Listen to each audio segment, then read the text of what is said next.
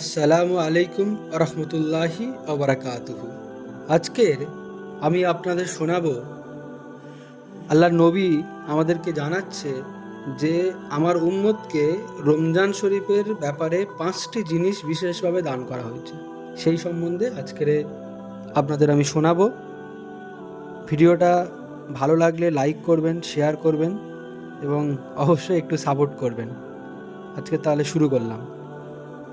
হযরত আবু হুরায়রা রাদিয়াল্লাহু আনহু বর্ণনা করেন, হুজুরে আকরাম সাল্লাল্লাহু আলাইহি সাল্লাম ইরশাদ ফরমাইয়াছেন, আমার উম্মতকে রমজান শরীফের ব্যাপারে 5টি জিনিস বিশেষভাবে দান করা হইয়াছে, যাহা পূর্ববর্তী উম্মতদিগকে দান করা হয় নাই। 1 নম্বর, রোজাদারের মুখের দুর্গন্ধ আল্লাহর কাছে মেশকের ঘ্রাণের চাইতেও অধিক প্রিয়। 2, তাহাদের জন্য নদীর মাছও দোয়া করে এবং ইফতার পর্যন্ত করিতে থাকে। 3, প্রতিদিন তাহাদের জন্য জান্নাত সুসজ্জিত করা হয়। অতঃপর আল্লাহ তাআলা ইরশাদ করেন, অতি সত্বর আমার নেক বান্দারা নিজেদের উপর হইতে কষ্ট ক্লেশ সরাইয়া তোমার কাছে আসিবে। 4, এই মাসে দুষ্টু ও অবাধ্য শয়তানদিগকে আবদ্ধ করিয়া রাখা হয়, ফলে অন্যান্য মাসে তাহারা সেই সমস্ত খারাপ কাজ পর্যন্ত পৌঁছিতে পারিত, এই মাসে সেই পর্যন্ত পৌঁছিতে পারি না। 5, রমজানের সর্বশেষ রাত্রে রোজাদারদিগকে মাফ করিয়া দেওয়া হয়।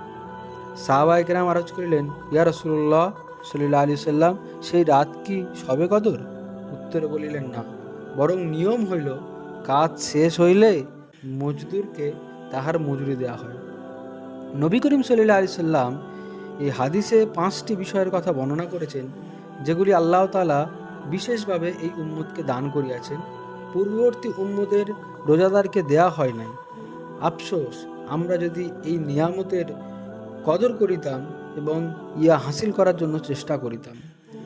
এই যে 1 নম্বর, সেটা হচ্ছে রোজাদারের মুখের দুর্গন্ধ, যাহা ক্ষুধা অবস্থায় সৃষ্টি হয়, আল্লাহ তাআলার কাছে মেশকে আম্বরের চাইতেও বেশি প্রিয়। হাদিস ব্যাখ্যাকরগণের মতে এই কথাটির 8টি অর্থ হতে পারে। সবকটি আমি মুয়াত্তা কিতাবের ব্যাখ্যায় উল্লেখ করিয়াছি, তবে আমি অধম দৃষ্টিতে এইগুলির মধ্যে 3টি অর্থ অগ্রগণ্য বলছি। একটি হইতেছে, আল্লাহ তাআলা আখিরাতে এই দুর্গন্ধের বদলা ও সোয়াব এমন খুশবু দ্বারা দান করিবেন, যাহা মেশকের চাইতেও অধিক উত্তম ও মস্তিষ্ক সতেজকারী হইবে। এই অর্থ একেবারেই স্পষ্ট এবং ইহা অসম্ভব ও কিছু নহে। তদুপরি দুররে মনসুর কিতাবের এক হাদিসের ইহার স্পষ্ট বর্ণনা রহিয়াছে, সুতরাং এই অর্থকে প্রায় নিশ্চিত বলা যায়। দ্বিতীয়টি হইতেছে, কিয়ামতের দিন যখন কবর হইতে উঠিবে, তখন এই আলামত হইবে যে রোজাদারের মুখ হইতে এক প্রকার খুশবু বাহির হইবে, যাহা মেশক আম্বরের চাইতে উত্তম হইবে। ইহা দ্বারা এই কথা বোঝানোর উদ্দেশ্য যে রোজাদার ব্যক্তি আল্লাহর নৈকট্য লাভ করিয়া আল্লাহর প্রিয় পাত্র হইয়া যায়। রোজা আল্লাহ তাআলার প্রিয় ইবাদত, এই জন্য আল্লাহ তাআলা ইরশাদ করিয়াছেন, প্রত্যেক নেক আমলের বিনিময়ে ফেরেশতারা দান করে, আর রোজার বিনিময়ে আমি নিজে দান করি, কেননা ইহা একমাত্র আমারই জন্য হয়। এক হাদিসে আছে, সমস্ত ইবাদতের দরজা হইল রোজা, অর্থাৎ রোজার কারণে দিল নুরানি ও আলোকিত হইয়া যায়, যাহার ফলে অন্যান্য ইবাদতের প্রতি আগ্রহ সৃষ্টি হয়। তবে ইহা তখনই হইবে যখন আসল ও খাঁটি রোজা হইবে, অর্থাৎ শুধু ক্ষুধার্ত থাকলে হইবে না, বরং রোজার ওই সমস্ত আদব ও নিয়ম পালন করিতে হইবে। তার মধ্যে দ্বিতীয় বৈশিষ্ট্য হল, রোজাদারের জন্য মাছ ইস্তেগফার করে। ইহা দ্বারা এই কথা বোঝানোর উদ্দেশ্য যে রোজাদারের জন্য দোয়া ও ইস্তেগফারের সংখ্যা অনেক বেশি। বিভিন্ন রেওয়াতে ইহার উল্লেখ রইয়াছে। কোনো কোনো রেওয়াতে আছে, ফেরেশতাগণ তাহার জন্য ইস্তেগফার করে। আমার চাচা যান অর্থাৎ মাওলানা ইলিয়াস রহমতুল্লাহ আলাইহি বলিয়াছেন, মাছের কথা বিশেষভাবে এই জন্যই বলিয়াছেন যে আল্লাহ তাআলা কুরআনে করিমে ইরশাদ ফরমাইয়াছেন, যাহার অর্থ, যাহারা ঈমান আনিয়াছে এবং নেক আমল করিয়াছে আল্লাহ অচিরেই অর্থাৎ দুনিয়াতেই তাহাদের প্রতি ভালোবাসা সৃষ্টি করিয়া দেবেন। সুবহানাল্লাহ। হাদিস শরীফে আছে, আল্লাহ তাআলা যখন কোনো বান্দাকে ভালোবাসেন তখন হযরত জিবরাইল আলাইহিস সালামকে বলেন, আমি অমুক বান্দাকে ভালোবাসি, অতএব তুমিও তাহাকে ভালোবাসো। অতএব জিবরাইল আলাইহিস সালাম নিজে তাহাকে ভালোবাসেন এবং আসমানে এই ঘোষণা দিয়ে দেন যে অমুক বান্দা আল্লাহর কাছে প্রিয়, তোমরা সবাই তাহাকে ভালোবাসো। অতএব সমস্ত আসমানবাসী তাহাকে ভালোবাসিতে শুরু করে। এইভাবে জমিনেও তাহার মহব্বত ও জনপ্রিয়তা সৃষ্টি করিয়া দেওয়া হয়। সাধারণত দেখা যায় যে কোনো ব্যক্তিকে তাহার আশেপাশের লোকেরাই মহব্বত করিয়া থাকে, কিন্তু রোজাদার ব্যক্তির মহব্বত ও জনপ্রিয়তা এতই ব্যাপক হইয়া যায় যে শুধু আশেপাশের লোকরা নহে, বরং পানিতে ও সাগর নদীতে বসবাসকারী প্রাণীদের মধ্যেও তাহার প্রতি ভালোবাসা পয়দা হইয়া যায়। অতএব উহারাও তাহার জন্য দোয়া করে। তাহার প্রতি মহব্বত এত ব্যাপক হয় যে স্থলভাগ অতিক্রম করিয়া পানি জগতে পৌঁছাইয়া যায়, যাহা জনপ্রিয়তার সর্বশেষ স্তর। ইহাতে বনের প্রাণীরাও সেই রোজাদারের জন্য দোয়া করে। তৃতীয় বৈশিষ্ট্যতে কি বলা হয়েছে? জান্নাত সুসজ্জিত করা হয়। এই বিষয়টি নিয়েও অনেক হাদিস বর্ণিত আছে। এক হাদিসে আছে, বৎসরের শুরু হইতেই রমজানের জন্য জান্নাতকে সুসজ্জিত করার কাজ আরম্ভ হইয়া যায়। সুবহানাল্লাহ। আর সাধারণ নিয়ম ইহাই যে, যে ব্যক্তির আগমনের গুরুত্ব যত বেশি হয় সেই অনুপাতেই পূর্ব হইতে তাহার জন্য ব্যবস্থা করা হয়। যেমন বিবাহ শাদীর আয়োজন ও ব্যবস্থাপনা কয়েক মাস পূর্ব হইতেই শুরু হইয়া যায়। চতুর্থ বৈশিষ্ট্যটা কি? চরম দুষ্টু ও অবাধ্য শয়তানকে কয়েদ করিয়া রাখা হয়। ইহার ফলে গুনাহ ও নাফরমানির কাজে জোর কমিয়া যায়। যেহেতু রমজান মাস অধিক রহমত ও ইবাদতের মাস, কাজেই এই মাসে শয়তানের অবিরাম চেষ্টা ও মেহনতের ফলে গুনাহ ও নাফরমানির কাজ সবচাইতে বেশি হওয়ার কথা ছিল, কিন্তু বাস্তবে দেখা যায় তুলনামূলক গুনাহ খুব কম হইয়া থাকে।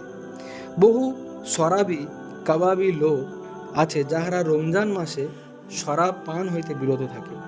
এমনইভাবে স্পষ্ট দেখা যায় যে অন্যান্য গুনাহও কমিয়া যায়।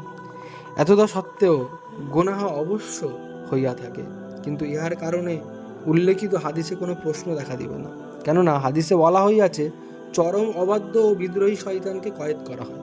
অতএব সাধারণ শয়তান কয়েদ মুক্ত থাকিয়া গুনাহের কাজে লিপ্ত করে, তাই কোনো প্রশ্ন থাকে না।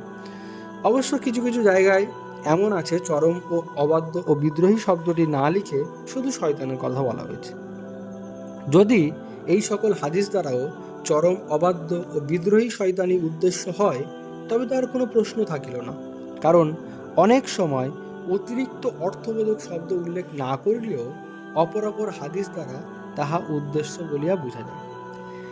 আর যদি এই সকল হাদিস দ্বারা সব ধরনের শয়তানকে কয়েদ ও আবদ্ধ করার কথা বোঝানোই উদ্দেশ্য হয়, তবুও গুনাহ সংগঠিত হওয়ার ব্যাপারে কোনরূপ প্রশ্ন ও জটিলতা থাকবে না। কেননা গুনাহ যদি সাধারণত শয়তানের ধোঁকার কারণে হইয়া থাকে, কিন্তু দীর্ঘ যে 1 বৎসর শয়তানের সহিত মেলামেশা এবং তাহার বিষক্রিয়া ছড়াইয়া যাওয়ার কারণে নফসের সম্পর্ক শয়তানের সহিত এমন ঘনিষ্ঠ হইয়া যায় যে এখন কিছুক্ষণের জন্য শয়তানের অনুপস্থিতি অনুভূত হয় না, বরং শয়তানই খেয়াল স্বভাবে পরিণত হইয়া যায়। তাই দেখা যায় রমজান ছাড়া অন্য সময় যাহাদের দ্বারা গুনাহের কাজ বেশি হয়, রমজান মাসে তাহাদের দ্বারাই আবারও সেই গুনার কাজ বেশি বেশি হয়। নফস যেহেতু সর্বদা মানুষের সঙ্গে থাকে, তাই উহার প্রভাবও সর্বদা থাকে। হুজুর সাল্লাল্লাহু আলাইহি সাল্লাম ফরমাইয়াছেন যে মানুষ যখন গুনাহ করে তখন তাহার অন্তরে একটি কালো দাগ পড়িয়া যায়। ইহার পর যদি সে খাঁটি তওবা করে, তবে ওই দাগ দূর হইয়া যায়, নতুবা উহা লাগিয়াই থাকে। পুনরায় যদি গুনাহ করে, তবে অনুরূপ আরেকটি দাগ পড়িয়া যায়।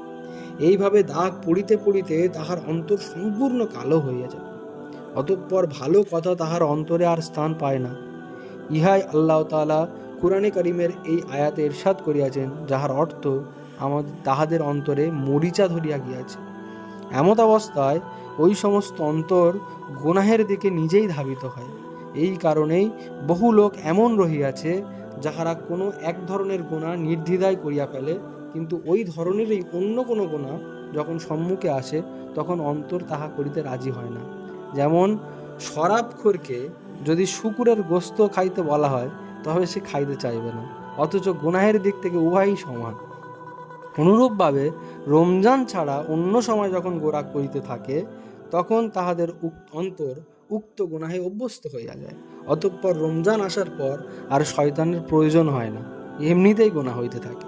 মোট কথা হচ্ছে, হাদিস দ্বারা যদি সব ধরনের শয়তানকে কয়েদ ও আবদ্ধ করা উদ্দেশ্য হয়, তবুও রমজান মাসে গুনাহ হওয়ার ব্যাপারে কোনো প্রশ্নের কারণ থাকে না। আর যদি তুমি শুধু চরম দুষ্টু ও বিদ্রোহী শয়তানকে আবদ্ধ করা উদ্দেশ্য হয়, তবে তো কোনো প্রশ্নই থাকে না। অদমের খেয়ালে এই ব্যাখ্যাই উত্তম। যে কোনো লোক চিন্তা করিতে পারে এবং পরীক্ষা করিয়া দেখিতে পারে যে অন্য মাসে নেক কাজ করার জন্য এবং গুনাহ হইতে বাঁচিয়া থাকার জন্য যতটুকু জোর লাগাইতে হয়, রমজান মাসে ততটুকু করিতে হয় না, বরং সামান্য একটি হিম্মত করিলেই এবং খেয়াল করিলেই যথেষ্ট হইয়া যায়। হযরত শাহ ইসহাকের অভিমত হইল, হাদিস দুইটি ভিন্ন ভিন্ন ব্যক্তি হিসাবে আসিয়াছে।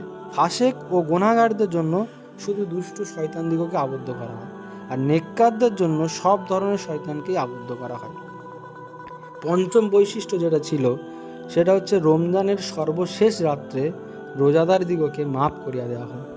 এই বিষয়টি প্রথম হাদিসে উল্লেখ করা হয়েছে। যেহেতু রমজান মাসে শবে কদর সর্বশ্রেষ্ঠ রাত, তাই সাহাবায়ে কেরামের মনে এই খেয়াল উদয় হইয়াছে যে এত বড় ফজিলত তো শবে কদরের জন্যই হইতে পারে।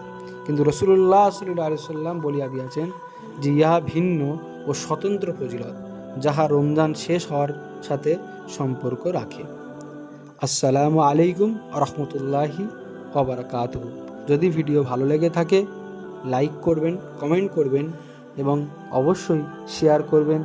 আর আমার চ্যানেল যদি আপনাদের ভালো লেগে থাকে বেল আইকন টিপে সাবস্ক্রাইব করে নিন এবং বেল আইকনের যে অল অপশান আছে সেটা মেরে রাখুন, কারণ আমার ভিডিও ছাড়ার সঙ্গে সঙ্গে আপনাদের কাছে নোটিফিকেশন চলে যাবে। আসলাম।